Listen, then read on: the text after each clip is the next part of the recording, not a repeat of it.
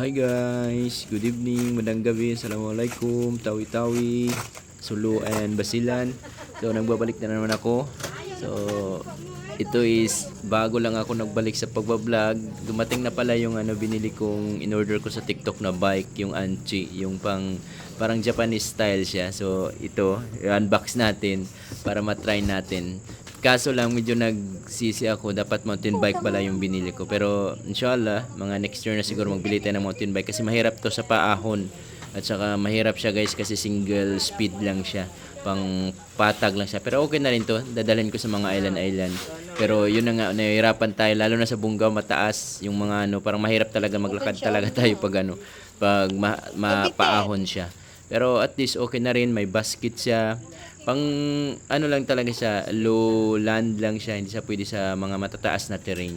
Pero okay na rin at saka alhamdulillah wala siyang damage yung pagkuha nito kasi kadalasan yung mga sa review is may damage yung mga pagpadala na gulong niya, yung rim niya, yung body niya is na tupi siya. So alhamdulillah wala namang damage. Yun na nga lang yung pinagsisihan ko lang dito is sana dumirect na lang ako dun sa sa mountain bike yung may mga ilang speed yun, yung pwedeng i-adjust siya para sa paahon, sa patag, yun sana. Pero bibilhan ko rin dito ng ibang accessories. So yan guys, pinakita ko na sa inyo yung review. Ita-try natin to Manabo bukas. Hi to my vlog. Kina. Guys,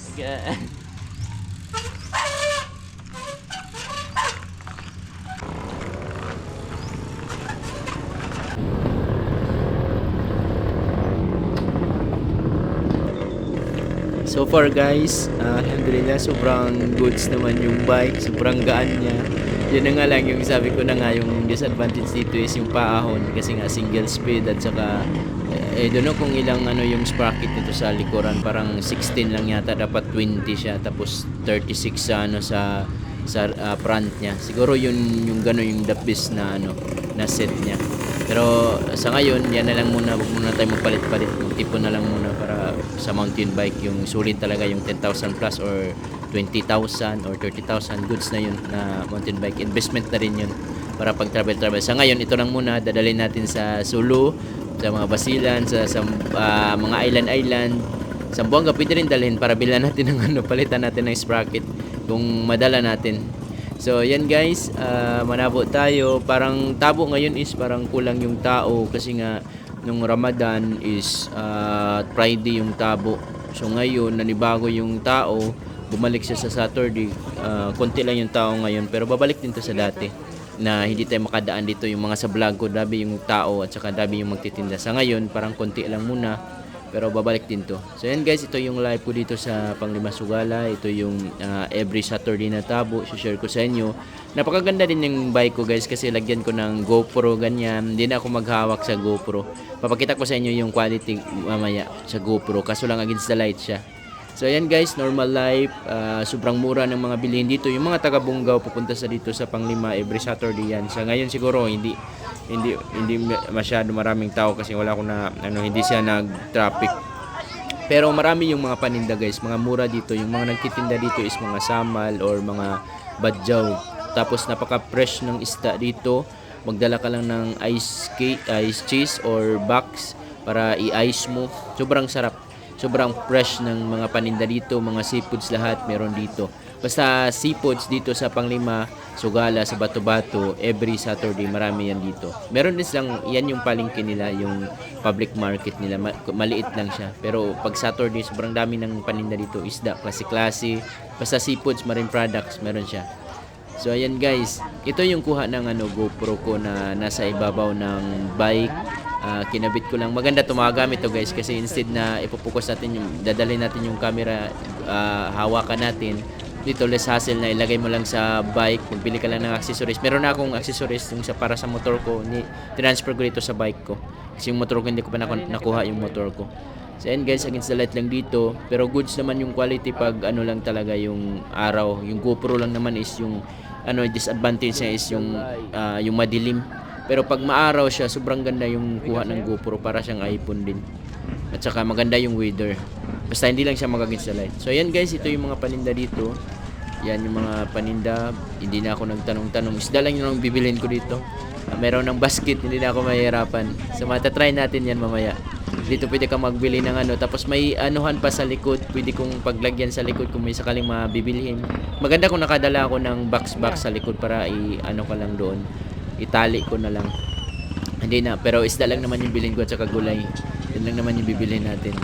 So ayan guys, enjoy nyo na lang yung videos. Ito lang, kunti lang yung na-share ko.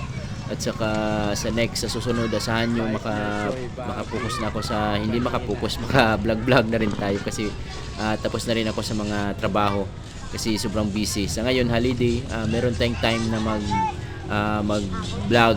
Tapos siguro sa mga susunod na araw, Holy Week, holiday, wala yung trabaho, baka maka-walk tour ako balik sa sa Bungaw, sa proper at saka dun sa tabo nila. So since malayo yung Bungaw, sasakay ko na lang to ng merong lansa dito sa Panglimasugala, direct ka na sa Bungaw. Pasahe ka lang yata ng 50 pesos. So isasakay ko yung bike ko. Kasi nga pag biking natin papuntang Bungaw, sobrang hirap nito single speed. So yun ang pinagsisisihan ko. Siguro kung mountain bike to, may adjust yung ibabike ko lang hanggang Bungaw kasi pangarap ko talaga magbike maglibot na ng 1 oras, 2 oras. Gusto kong ganun na life. Tapos meron akong mga baon diyan ng mga tolls.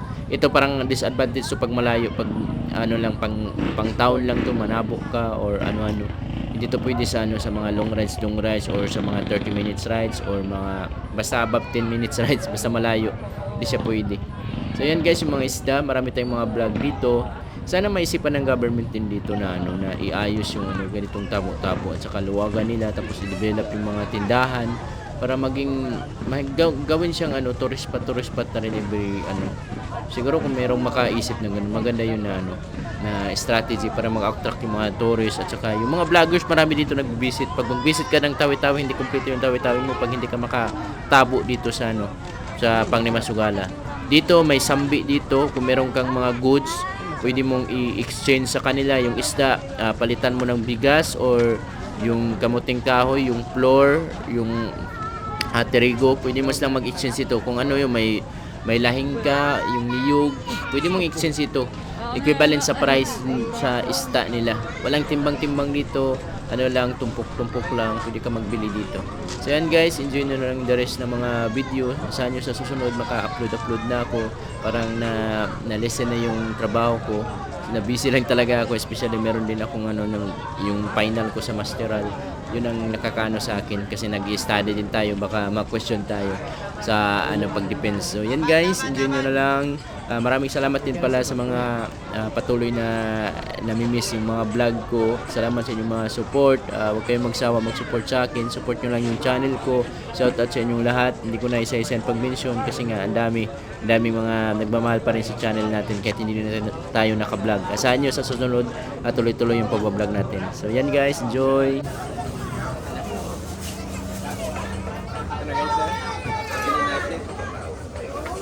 $150 $200 plus ingredients niya 300 worth of 300 nasa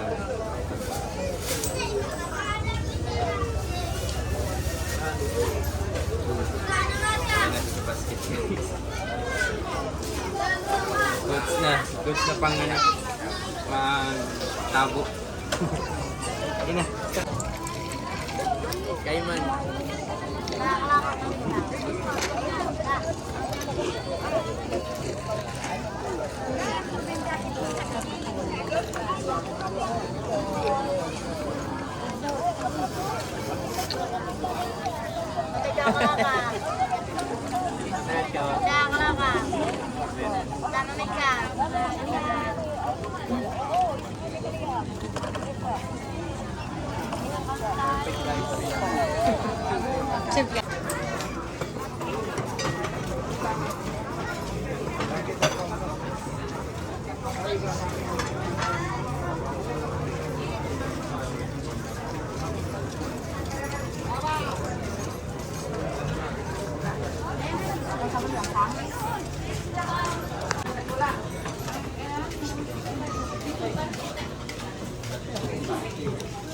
Ini.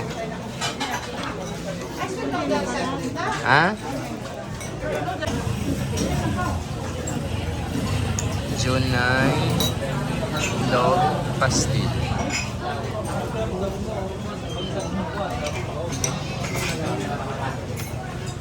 So, ito lang yung may share ko guys. Ito lang yung may share ko sa ngayon. Medyo ano yung tabo ngayon, parang kulang yung tao. Kasi nga, parang nanibago, nagbalik sa Saturday. Friday kasi transfer na sa Friday nung Ramadan. Ngayon Saturday, parang konti lang. Pero babalik din ito naman mga ilang weeks.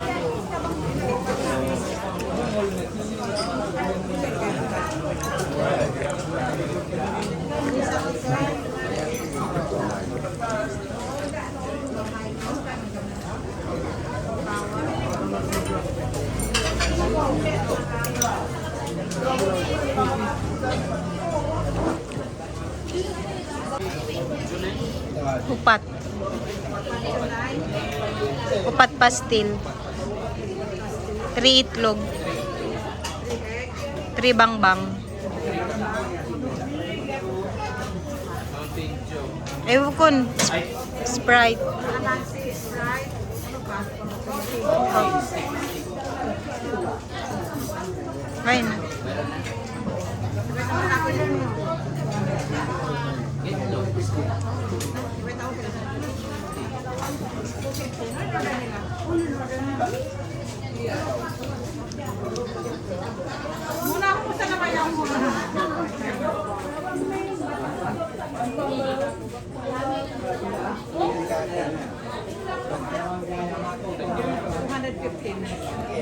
Muna dam ako pagluran nun dam. Bisan mabot.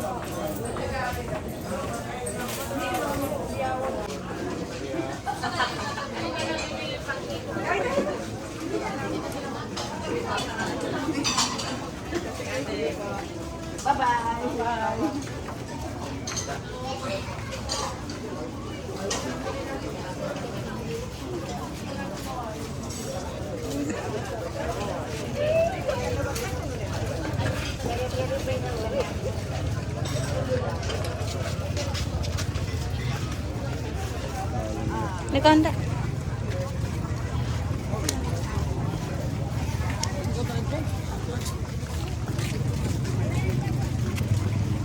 Pwede na dyan na ka.